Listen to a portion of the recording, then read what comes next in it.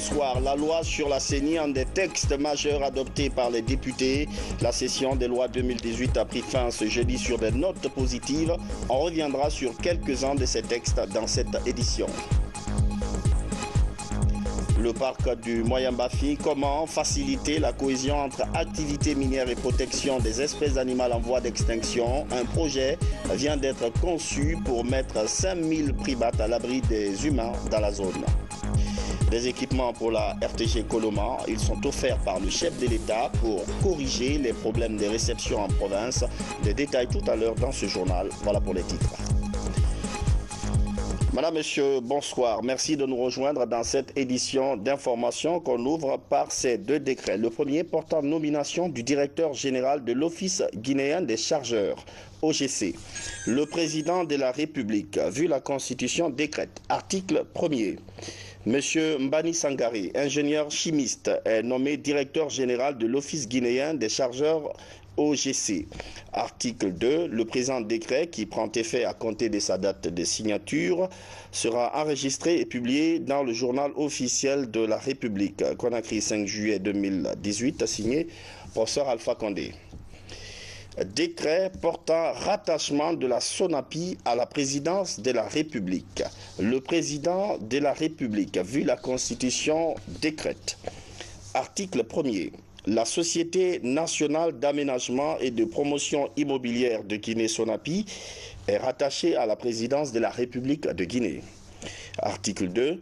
Le présent décret abroge toutes dispositions antérieures contraires, notamment celle du décret D 2016-124 PRG-SGG du 20 avril 2016.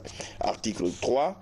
Le ministre d'État, secrétaire général de la présidence, le ministre de la Ville et de l'Aménagement du territoire et le ministre de l'Économie et des Finances sont chargés, chacun en ce qui le concerne, de l'application de ce décret. Article 4. Le présent décret, qui prend effet à compter de sa date de signature, sera enregistré et publié au journal officiel de la République. Conakry, 5 juillet 2018, professeur Alpha Condé. Le chef de l'État et la feuille d'audience donc à la présidence de la République, le président Alpha Condé a reçu hier mercredi le secrétaire exécutif du bassin du Niger. L'entretien a porté sur l'élaboration d'une stratégie de protection de ce domaine environnemental, l'environnement, un sujet cher au président de la République. Le point avec Ibrahima Keita. C'est une délégation de l'autorité du bassin du Niger, conduite par son secrétaire exécutif, qui a été reçue en audience ici au Palais Saoutouria par le président de la République, le professeur Alpha Condé. Abderrahim Birimi et sa suite ont évoqué avec le chef de l'État toutes les questions liées à la réussite des différents projets du bassin du Niger. La protection du fleuve Niger, la lutte contre les activités humaines nocives à l'environnement, la construction du barrage Fomi avec à la clé le développement du secteur agricole, celui de la pêche et autres activités au bénéfice des populations riveraines. Le président de la République, le professeur Alpha Condé, a rassuré le secrétaire exécutif de l'autorité du bassin du Niger de son soutien total dans la mise en œuvre des ambitieux programmes dans les pays membres du Niger. Nous sommes venus d'abord à la suite de notre nomination à la tête de l'ABN, l'autorité des bassins du Niger. En tant que secrétaire exécutif, je suis venu pour présenter mes civilités au président de la République et le remercier d'avoir accepté la proposition faite par son collègue, le président tchadien Idriss Déby Itno, pour ma nomination. Et aussi, comme vous le savez, que la tête de source, il est ici en Guinée pour le fleuve Niger. Donc c'est tout à fait normal qu'on commence notre visite par la Guinée. Et nous avons débattu de deux sujets importants. L'un concerne le barrage Foumi, qui est un barrage important pour le fleuve Niger, et qui certainement va servir non seulement la Guinée, mais l'ensemble des bassins, dans beaucoup de domaines. Domaine de navigation, domaine environnemental, domaine de l'agriculture, domaine de pisciculture, ainsi de suite. Deuxième sujet sur lequel nous avons échangé, aussi ça concerne le tête de fleuve, notamment au point de vue environnemental. Car il y a des activités humaines qui sont nocives à l'environnement, telles que l'exploitation minière traditionnelle, les fabriques de briques, le coupe abusif de bois, et ensemble avec le ministère de tutelle, avec le ministère ici présent, nous avons monté un projet ambitieux pour le tête de fleuve qui va couvrir au minimum 10 régions ici en Guinée, qui va toucher plusieurs domaines. L'agriculture, l'environnement au niveau des reboisements et des activités aussi génératrices de revenus pour les riverains du bassin. Abderrahim Birimi Ahmed et sa suite prévoient une visite de terrain durant leur séjour en Guinée. Autre audience à la présidence accordée cette fois-ci à Sekouba Bambino Diabaté, l'ambassadeur de l'UNICEF pour l'enfance, nouvellement nommé dans cette fonction. L'artiste guinéen est venu exprimer sa joie au chef de l'État et lui demander soutien dans la mise en œuvre de sa mission. Suivez. Après sa désignation comme ambassadeur de l'UNICEF pour l'enfance, Sekouba Bambino Diabaté, artiste international guinéen, a été reçu en audience par le président de la République, le professeur Alpha Condé. En compagnie du représentant de l'UNICEF, Sekouba Bambino était venu faire part au chef de l'État le choix de l'UNICEF le nommant ambassadeur de cette institution onusienne dans la défense des droits des enfants. Après avoir remercié l'UNICEF pour ce choix, le président de la République, le professeur Alpha Condé, a donné d'utiles conseils à Sekouba Bambino en vue de mériter de cette confiance. Faut-il rappeler que Sekouba Bambino a commencé sa carrière avec l'orchestre Le Manding Kono de Sigiri avant de rejoindre le Bembeya Jazz National et International en 1987. Il intègre le groupe Africando en 1996. Mais depuis 1990, Sekouba Bambino a commencé sa carrière solo. Il s'agit désormais pour Bambino de mieux s'impliquer dans la protection sociale des couches vulnérables que sont les jeunes et les enfants. Sekouba Diabaté Bambino est déjà très connu, très populaire par son talent d'artiste, mais aussi par les valeurs qu'il porte et qui sont connues depuis de nombreuses années ici. Il est très respecté et surtout par les jeunes, la jeunesse qui l'aime beaucoup. Et donc pour nous, en tant que Fonds des Nations Unies pour l'enfance, c'est une opportunité immense pour faire vraiment passer les messages, des messages d'espoir, des messages positifs sur les différents aspects de la Guinée et aller de l'avant pour le progrès économique et social. Et donc avec Bambino, on a effectivement vu le discours du Premier ministre, qui est porteur de beaucoup de choses très importantes, sur la protection sociale par exemple, et sur la capacité de mettre en œuvre des transferts sociaux au bénéfice des plus vulnérables, et notamment, on l'espère, de l'enfance et de la jeunesse. Et donc c'est ce genre de valeurs et de projets que Bambino portera pour la Guinée. Sekouba Bambino Diabaté, lui, compte sur le président de la République et tout le peuple de Guinée pour mener à bien cette mission. Merci à l'UNICEF, merci à la Guinée, puisque l'UNICEF m'a vu en tant que fils de Guinée. Et la responsabilité qu'on m'a donnée aujourd'hui, ce n'est pas pour moi tout seul, c'est pour toute la Guinée. Et c'est ça que je venais de dire tout à l'heure, c'est pour le président, qui est la première personne de la nation. Donc c'est à lui qu'on a donné vraiment l'honneur. Donc on a parlé beaucoup de choses, et ce qui est de l'éducation des enfants, les mettre à l'école, la santé pour les enfants. Donc je demande à toute la Guinée de m'accompagner pour cette mission, que ce soit une mission grandiose.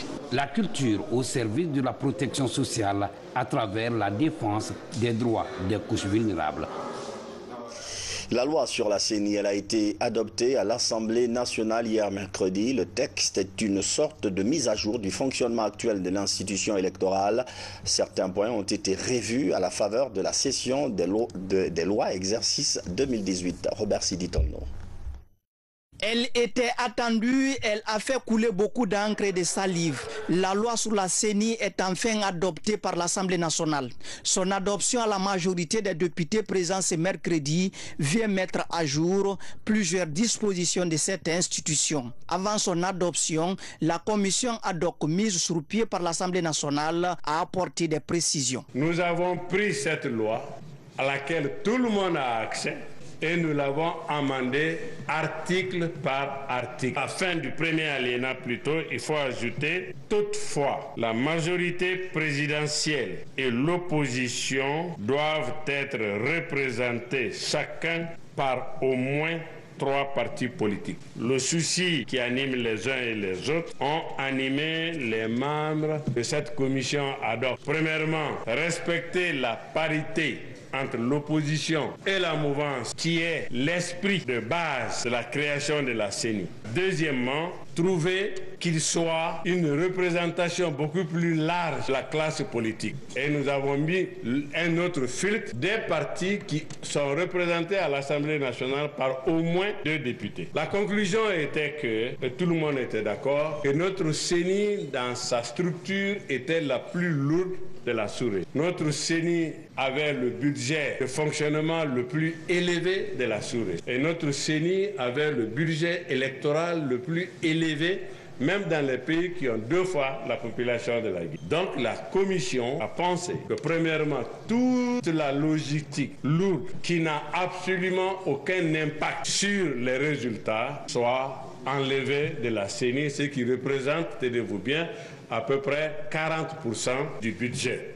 Conformément aux articles 232 et 133 de la Constitution et à l'article 2 du Code électoral, la CENI sera entièrement chargée de l'établissement et de la mise à jour du fichier électoral, de l'organisation, du déroulement, de la supervision des opérations de vote et de la proclamation des résultats provisoires sur toute l'étendue du territoire national.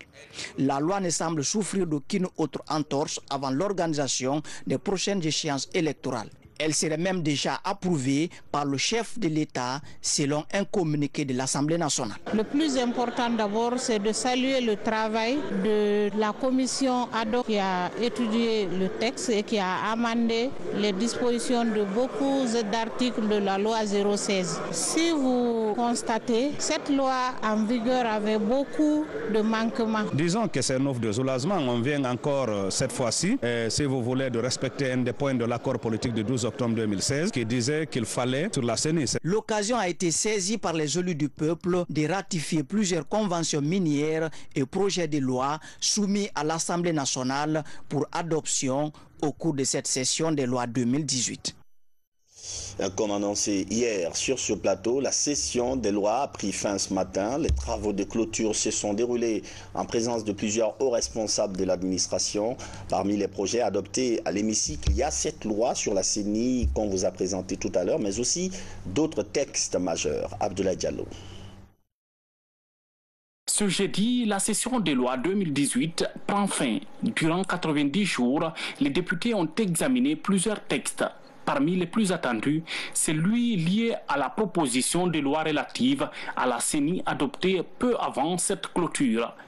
Le Code civil et le Code électoral programmés pour examen et adoption devront attendre encore. C'est là parce que le Code civil, embrassant pratiquement tous les domaines de la vie d'un pays, son examen a pris tellement de temps au niveau de la commission des lois que ce texte n'a pas pu être programmé au cours de cette session. Nous aurions pu aussi adopter le code électoral, mais il ne remplissait pas toutes les conditions nécessaires pour pouvoir l'être à cette session. Il nous reste maintenant à envisager de les adopter soit au cours des travaux sur la LFR, soit au cours d'une session extraordinaire à faire convoquer par son Excellence, Monsieur le Président de la République. Le représentant du chef de l'État auprès des institutions a, au nom de professeur Alpha Condé, salué l'engagement et les efforts consentis par les uns et les autres quant au bon déroulement de cette session des lois. On a noté au cours de cette session le dévouement patriotique avec lequel chacun de vous s'est acquitté de la mission constitutionnelle et législative par le vote en connaissance de cause et dans la plupart des cas à l'unanimité de tous les textes qui ont été soumis à votre sanction par le président de la République et le gouvernement. De 2014 à 2018, cette législature a adopté 217 textes. Mais seulement 166 textes ont été promulgués à ce jour. Un écart que le président de l'institution dénonce. L'honorable Claude Kori-Kondianou parle du non-respect de l'article 95 de la Constitution guinéenne par l'exécutif. Surtout des accords pouvant avoir des implications financières pour l'État. Ces dispositions ne sont pas respectées à la lettre par le secrétariat général du gouvernement, qui soumet pratiquement toutes ces catégories de lois à la Cour constitutionnelle, alors que cela est facultatif pour les lois ordinaires. Le secrétaire général de l'Assemblée nationale est donc chargé de veiller à ce que ces services travaillent dorénavant en étroite synergie avec ceux du secrétariat général du gouvernement pour le respect des procédures en matière de travail législatif. Dans son même discours de clôture, l'honorable Claude Kori-Kondianou n'a pas manqué de pointer du doigt certaines pratiques qui n'honorent pas, selon lui, l'État, avant d'insister auprès du pouvoir exécutif de promouvoir une répartition équitable du revenu national comme le souhaite le peuple de Guinée. Réajustement du prix du carburant, beaucoup de réactions au sein du mouvement social. Chez certains syndicalistes, des mesures d'accompagnement sont souhaitées, mais pas au point de paralyser la vie à Conakry à l'intérieur du pays. Après la FESABAG hier, c'est au tour du syndicat des enseignants aujourd'hui de se faire entendre. Suivez. Nous ne nous mêlerons pas de cette grève. En tout cas, le SLEG, le syndicat libre des anciens chercheurs de Guinée, continuera, n'est-ce pas, ses activités. Nous invitons tous les anciens à continuer à corriger, n'est-ce pas, les épreuves de bac et le secrétariat à se poursuivre normalement pour que les résultats soient donnés à temps opportuns.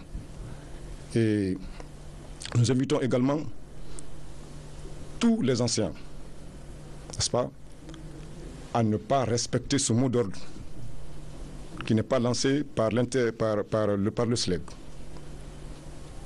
Puisque pour nous, l'intercentral devrait, n'est-ce pas, se battre au moment où le baril était à 27 $, c'est en ce moment qu'il devait insister auprès du gouvernement, n'est-ce pas, pour abaisser le prix. Maintenant que le prix du baril, n'est-ce pas, est allé jusqu'à 70 $, jusqu'au plus de 70 $, ils augmentent une augmentation, c'est parce qu'ils veulent de l'argent. Donc nous, on ne s'inscrit pas, n'est-ce pas, dans cette logique de grève. C'est pour ça que nous devons demander, n'est-ce pas, à tous les enseignants, n'est-ce pas, de se replier, de ne pas s'intéresser à ce mouvement de grève, mais que, de toutes les façons, que l'État voie, puisque quand le prix du carburant augmente, c'est le niveau de vie, n'est-ce pas, qui va être affecté. Donc c'est ça notre position. Et puis ce communiqué dans le cadre des négociations en cours et en référence au protocole d'accord du 19 février 2016, la ministre en charge du travail et de la fonction publique informe les partenaires sociaux, syndicats et patronats de la reprise des négociations demain vendredi, le 6 juillet 2018 à 15 h dans la salle de réunion du CPA du ministère de la fonction publique.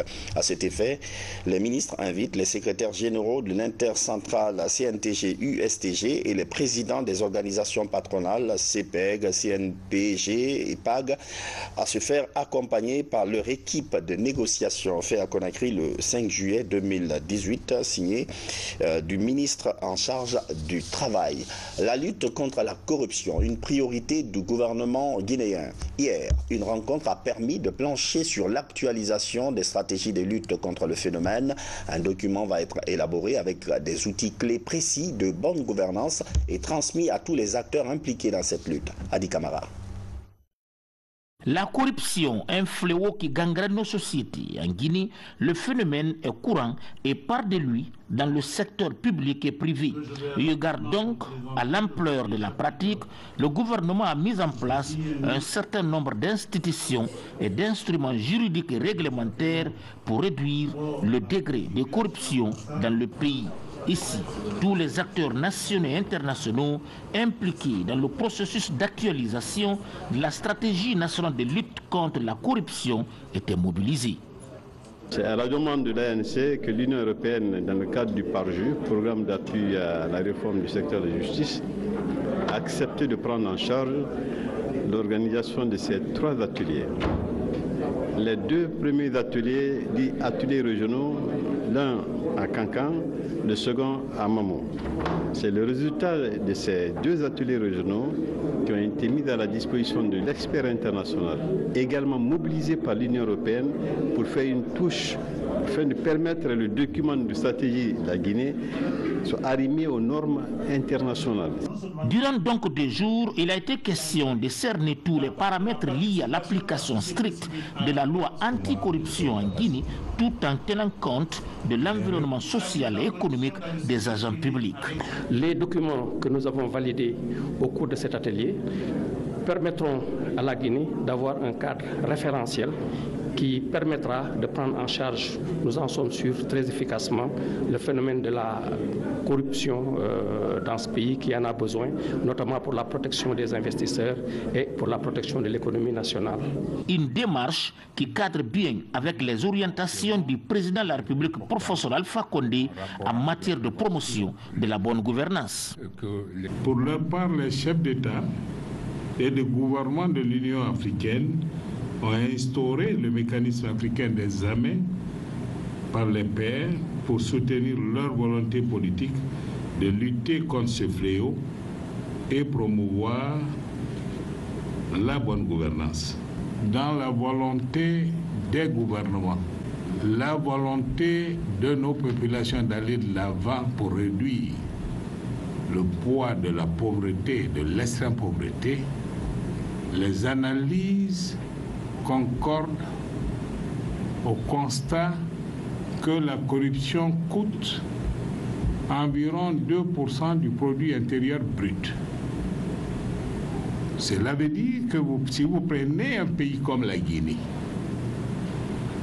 qui tourne autour d'un taux de croissance de 8%, n'eût été les conséquences de ce fléau, la Guinée serait à 10 ou au-delà de 10%. C'est la raison pour laquelle, dès son accession à la magistrature suprême, Monsieur le Président de la République, le professeur Alpha Condé, a lancé un vaste chantier de réforme allant dans le sens du renforcement du cadre législatif, institutionnel et normatif de lutte contre la corruption, afin de consolider l'état de droit et de promouvoir la bonne gouvernance. Comme on le voit, le financement des priorités sociales et économiques passe nécessairement aussi par la lutte contre la corruption et la promotion de la bonne gouvernance. Et dans cette lutte, Dr Ibrahima Kassouri Fofana, Premier ministre, chef de gouvernement, veut donner une touche toute particulière. Et cette note par laquelle le ministre des Travaux publics informe qu'en raison de la montée du niveau d'eau au pont de l'Insa en reconstruction, d'importants travaux de maintenance de la déviation sont envisagés dans l'immédiat. Par conséquent, le ministère des Travaux publics informe les usagers de la route nationale numéro 1 et les populations riveraines que la circulation de tout véhicule sera interrompue sur la dite déviation à partir du vendredi 6 juillet à 19h00 au dimanche 8 juillet à 10h00. Tout en présentant ses excuses, le ministère des Travaux publics, préoccupé par la sécurité des usagers et conscient des désagréments dus à cette interruption, sait compter sur la bonne compréhension de chacun et de tous. Signé le ministre Mustafa Naïté. Un projet écologique pour protéger des chimpanzés, la création du parc du Mouin-Bafi. Plus de 5000 primates vivent dans cette partie du pays et pourraient être exposés aux dangers des projets miniers dans la périphérie. Concilier activité minière et protection environnementale, c'est l'enjeu principal de ce projet. Mamadou Alpha Baldé. Dans un pays au potentiel minier et hydroélectrique rare au monde, la prise en compte des questions environnementales s'avère indispensable pour une protection efficace de la biodiversité. Avec la plus importante population de chimpanzés de la sous-région, un projet de création d'un parc dans le Mouin-Bafing fait du chemin. La zone abrite des concessions minières et la limitation des impacts de la construction du barrage de Koukutamba sur les primates estimés à plus de 5000 est un débat entre acteurs sociaux et ONG comme la Fondation pour la protection des chimpanzés à Conakry. Il faut comprendre qu'il ne s'agit pas de faire l'environnement d'un côté ou le développement, mais on parle ici uniquement de l'environnement et le développement. Et c'est important de comprendre que ça se fait en harmonie. Et si vous considérez les facteurs de l'environnement, vous assurez un développement durable. En faisant un parc national, aujourd'hui, il s'agit d'assurer une vie durable aux gens de la région. Donc vous n'aurez plus ces paysages lunaires qui sont produits par les miniers, mais à côté on aurait des systèmes environnementaux qui sont productifs avec de la forêt, avec des cours d'eau qui coulent toute l'année. Ici, il est question de définir des approches concrètes et réalisables pour réduire, voire compenser de façon significative les impacts immédiats et futurs des infrastructures prévues dans cette partie du pays sur l'environnement et éviter d'éventuelles catastrophes écologiques. Il y a des enjeux économiques extrêmement importants, notamment la construction du barrage de Koukutamba et ensuite l'exploitation minière. C'est une zone qui est encore riche justement en ressources minières. Et en même temps, il y a le volet environnement. Donc il est important de concilier ces deux volets, environnement et développement économique, justement, afin de permettre justement à nos populations de bénéficier de tous ces aspects, non seulement du développement économique, mais également de la protection justement de la biodiversité. Donc en termes de bassin versant, le couvert végétal est indispensable pour maintenir le débit du cours d'eau et alimenter un barrage de façon constante et avoir de l'électricité en permanence. Si on veut avoir de l'électricité en permanence, on doit faire en sorte que le couvert végétal en amont du barrage soit bien conservé et que les infiltrations se passent bien et que le débit des cours d'eau soit constant. Avec la création du prochain parc du Mouin-Bafing qui touchera environ 240 villages, la plus dense population de chimpanzés de la sous-région, une espèce en voie de disparition, pourrait être protégée de façon durable et efficace pour toujours. Russal Sebeka met un accent sur la réalisation de plusieurs infrastructures pour les communautés. Mambia et Frigiagbe bénéficient respectivement de postes de santé et d'écoles primaires. Les responsables russes et guinéens ont procédé à la remise officielle des dites infrastructures. Reportage Habib Cham. C'est le soulagement à Binkili, autre district situé à Mambia, dans la préfecture de Kindia. En application du contenu local, Russal Sebeka offre ce poste de santé à la localité. Le coût de la construction et de l'équipement du dit centre, financé par les propres moyens de l'entreprise, s'élève à plus de 350 millions de francs guinéens. Je souhaite en ce jour mémorable que cette nouvelle infrastructure puisse contribuer à améliorer l'accès des populations de Binkili à des services de santé de qualité. À Kamarabougni, dans la sous-préfecture de Frigiagbe, c'est la toute première école qui voit le jour. Autre symbole de l'engagement de Russal Sebeka pour la promotion des infrastructures de base dans sa zone d'exploitation. Je suis sûre et certaine que ces édifices auront des répercussions très bénéfiques sur nos populations riveraines des carrières de Baléa, dont l'exploitation est en cours à ce moment. Cette école de 3 salles de classe vient contribuer à coup sûr à l'atteinte des objectifs de l'éducation de base pour tous. Enseignant du village, Tidjane Kamara a passé plusieurs années à encadrer les élèves sous ce hangar. Son courage est récompensé. Quand je serai dans le bâtiment, là, je vais faire le meilleur de moi-même pour donner de plus aux enfants d'ici. En 2011, Roussal Sebeka a reconstruit et équipé une école de 3 classes à Débélé. Entre 2013 et 2016, la compagnie a également construit un lycée de 12 classes avec tous ses accessoires dans la même cité. Des investissements précédés de grands axes d'intervention dans le domaine de la santé et de l'éducation au cours des années précédentes. Équipements pour corriger les problèmes de réception de la radio et de la télévision nationale en province. Des équipements offerts par le chef de l'État et remis au chef du département de la communication, Bernard Tonguinon. C'est le début d'une opération de réhabilitation des équipements et installation de la radio et la télévision nationale. C'est une action du ministère de la Communication et de l'Information. En panne depuis quelques mois, ces émetteurs de la radio-télévision de Boulbinet sont désormais fonctionnels. Pour assurer la réception des images de la télévision et du son de la radio nationale à l'intérieur du pays, un lot d'équipements commandé par le chef de l'État est arrivé à Conakry.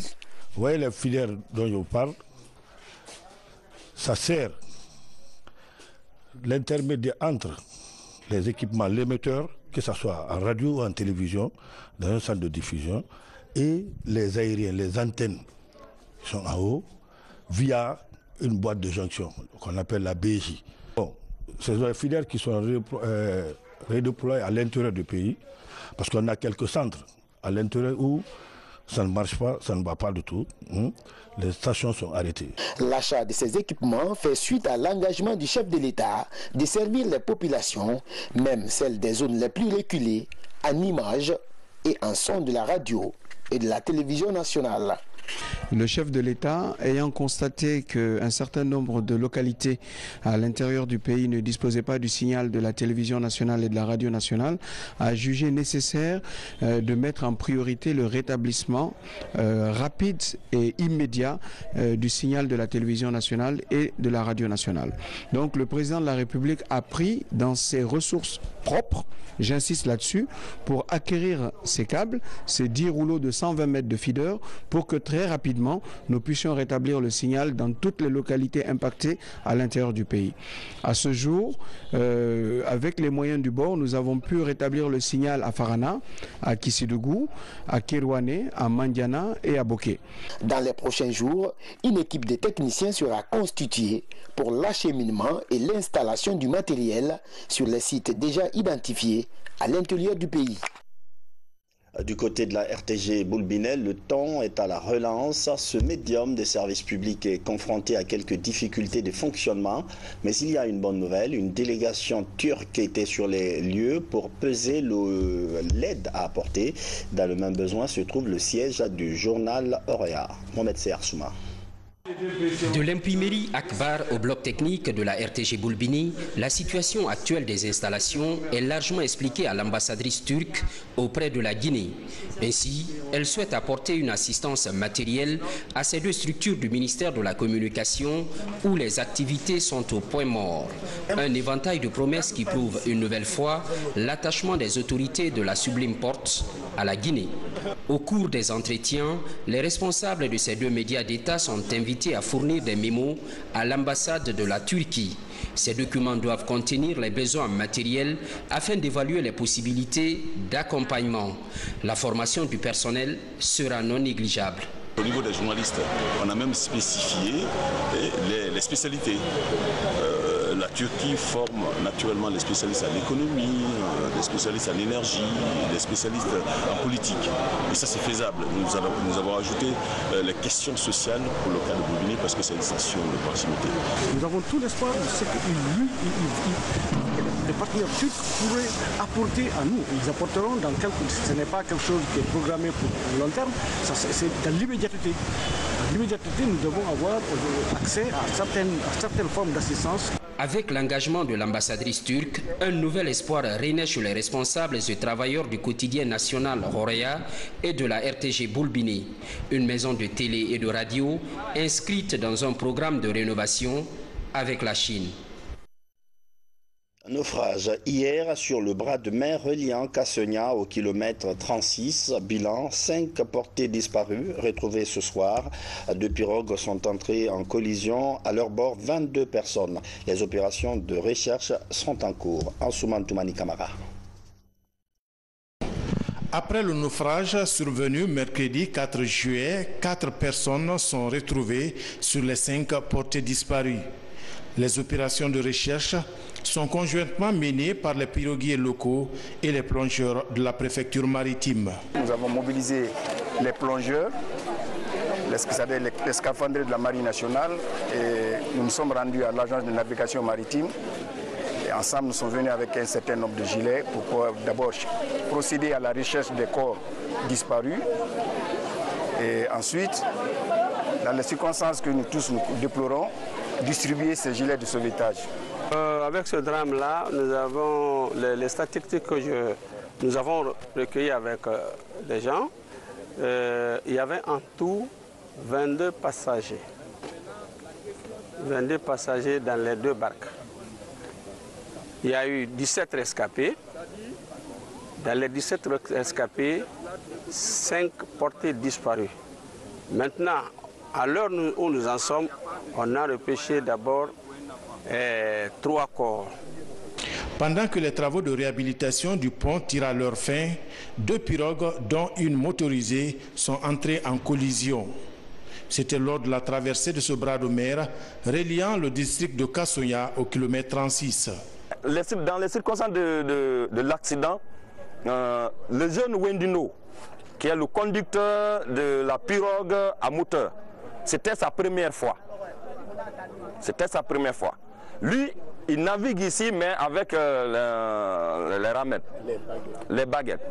Maintenant, hier, son ami Ibrahim Ansori, qui est le propriétaire de la pirogue, était fatigué en partant, a laissé sa pirogue ici. Maintenant, lui, il est parti embarquer beaucoup de personnes. Maintenant, en venant, la vitesse était supérieure à sa capacité de navigation et il n'a pas pu dévier son ami. C'est là où il y a eu collision et les éléments, les personnes qui étaient dans la petite pirogue se sont accrochées à la grande qui s'est renversée et à un moment dangereux au niveau de l'eau. Le port dont il s'agit n'était pas un port de transport des passagers. C'est créé circonstanciellement parce que le pont est en réparation, les gens ne peuvent plus l'utiliser, donc ils prennent des petites embarcations pour assurer le trafic des 2.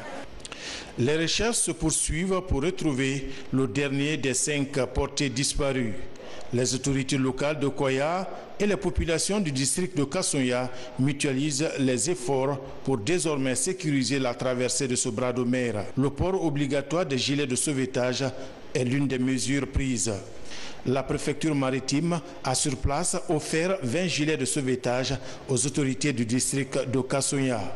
Concernant le pont métallique, les travaux des 3 structures sont terminés et seront dans les jours à venir installées. Dans l'actualité nationale encore, cette opération d'enquête démographique lancée par la Direction nationale des statistiques. L'action va durer 3 mois et permettra de cerner les réalités, surtout en matière d'alimentation à l'intérieur du pays. Tawel Kamara. Ils sont plus de 100 agents recrutés par l'Institut national de la statistique. Ils doivent se rendre dans les différentes localités du pays pour mener l'enquête sur les conditions de vie des ménages. Avant leur départ, ces agents enquêteurs sont sensibilisés sur le bon comportement à tenir sur le terrain, mais également l'utilisation correcte des outils de collecte de données. Nous, la banque, on est avec la Guinée pour l'amélioration des statistiques et les enquêtes de base. Et ce type d'enquête, nous l'avons financé en 2007 et en 2012. Nous sommes en 2018. C'est une enquête qui est fondamentale pour mesurer l'amélioration des conditions de vie des ménages. La durée de cette enquête sur la pauvreté en Guinée est de 3 mois sur l'ensemble du territoire national. Déjà, le gouvernement et ses partenaires ont mis tous les moyens logistiques et financiers à la disposition des équipes déployées sur le terrain. Au total, j'ai 10 ZD et appelés ZD jeunes de dénombrement qui seront couverts par mon équipe sur le terrain durant les 90 jours d'activité. Et cette enquête a pour but d'évaluer les conditions de vie des ménages et afin de permettre à l'État guinéen de prendre des dispositions et ses partenaires permettant d'améliorer les conditions de vie des ménages guinéens. La réalisation de cette enquête va nous permettre de connaître d'abord le niveau de consommation des ménages en Guinée, ce qui est important pour l'évaluation du PIB. Ça va nous permettre de connaître la liste des biens et services qui sont consommés par les ménages guinéens. Ça nous permet de changer la base de notre indice de prix à la consommation. Parce que nous connaissons, à partir de cette enquête, on va non seulement connaître la liste des biens, mais aussi le poids de chaque bien dans le niveau de consommation. Les résultats de cette enquête seront un guide pour les autorités du pays et ses partenaires en vue d'améliorer les conditions de vie des populations. La dernière enquête sur la pauvreté en Guinée a été réalisée en 2012 par l'Institut national de la statistique. Selon ces résultats, le taux de pauvreté était à environ 55% dans le pays. Page noire, Adja Nunkumba Touré n'est plus. Cette campagne de l'indépendance a rendu l'âme à 89 ans. Le peuple de Guinée lui a rendu un hommage mérité mercredi au Palais du Peuple. Diana Yansane. C'est une compagne de l'indépendance, Adja Nunkumba Touré. Elle fait partie des figures emblématiques de l'histoire du PDG RDA. Elle nous quitte à l'âge de 89 ans. Adja Nunkumba Touré était une célèbre actrice de la Première République dans son combat pour l'indépendance et pour l'émancipation des peuples africains. Dame Adja Nunkumba prit part aux activités politiques en compagnie de son mari dans toutes les régions où ils servirent. Tous les deux furent compagnons de l'indépendance. Partout, son humanisme, sa disponibilité au service des populations, son humilité dans son ménage ont marqué tous ceux qui l'ont côtoyé. Née en 1929 à Farana, Adja Nunkumba Touré a été une référence et une inspiration pour sa famille, mais aussi dans son foyer où elle jouait pleinement son rôle de femme modèle. Aujourd'hui, ses proches se remémorent de cette battante défunte. Mpene nous a beaucoup marqué, d'abord par sa fidélité à l'idéal que son frère a toujours défendu. Elle avait cette capacité d'écoute pour tout le monde, des plus pauvres aux plus riches. Et cette capacité de respecter tout le monde, y compris ceux qui le méritaient le moins. Nous continuerons à prier pour le bien-être du peuple de Guinée. Et nous n'oublierons pas les leçons de solidarité qu'ils nous ont laissées. Tu nous laisses la lourde tâche de continuer sans toi, mais nous te le promettons de te rendre fier de nous et de rester unis. Tu voulais nous y préparer car tu savais bien que ce serait difficile, une réalité insupportable. On n'est jamais prêt pour ça. L'une de ses plus proches est Aminata Touré, celle qui rappelle tout au moins l'image de sa tante qui l'a affectionnée et qu'elle n'oubliera jamais. J'ai grandi avec Adja Nunkumba. Elle est ma mère, mon père. Elle était tout pour moi. Je me rappelle et je me rappellerai toujours de tous les conseils qu'elle me donnait. Et je m'efforcerai de mériter la confiance qu'elle avait placée en moi et en mes frères. Adja Nunkumba est décédée comme elle a vécu, dans le calme, dans la sérénité. Je me rappelle, il y a 2 ans, elle m'a appelé à Rabat, elle me dit, Natoma, assieds-toi, on va apprendre à 2 Yassine, la sourate Yassine. Je lui ai dit, je ne crois plus que je sois capable d'assimiler. C'est trop long. ce que j'ai déjà appris, ce que tu m'as appris déjà, je pense que je peux me servir de cela. Après les derniers hommages rendus à Hadja Nunkumba au Palais du Peuple, les proches et la famille l'ont accompagné à sa dernière demeure ce mercredi au cimetière de Cameroun. Paix à l'âme de l'illustre disparu. Amine, je reviens sur ce communiqué. Dans le cadre des négociations en cours et en référence au protocole d'accord du 19 février 2016, les ministres en charge du travail et de la fonction publique informent les partenaires sociaux, syndicats et patronats de la reprise des négociations demain vendredi 6 juillet 2018 à 15h dans la salle de réunion du CPA du ministère de la fonction publique. À cet effet, les ministres invitent les secrétaires généraux de l'intercentrale CNTG-USTG et les présidents des organisations patronales CPEG, CNPG et PAG à se faire accompagner par leur équipe de négociation. Conakry, 5 juillet 2018, le ministre en charge du travail, M. Lansana Komara. Restez fidèles à nos programmes. Après ce journal tout à l'heure, vous suivrez les clarifications du ministre de l'administration du territoire sur la décision souveraine du gouvernement d'installer les élus locaux dans 330 communes. C'est dans l'entretien de Coloma avec Aboubakar Kamara. C'est la fin de cette édition d'information. Demain, vous serez avec Mohamed Lamine Solano pour d'autres informations. Bonsoir.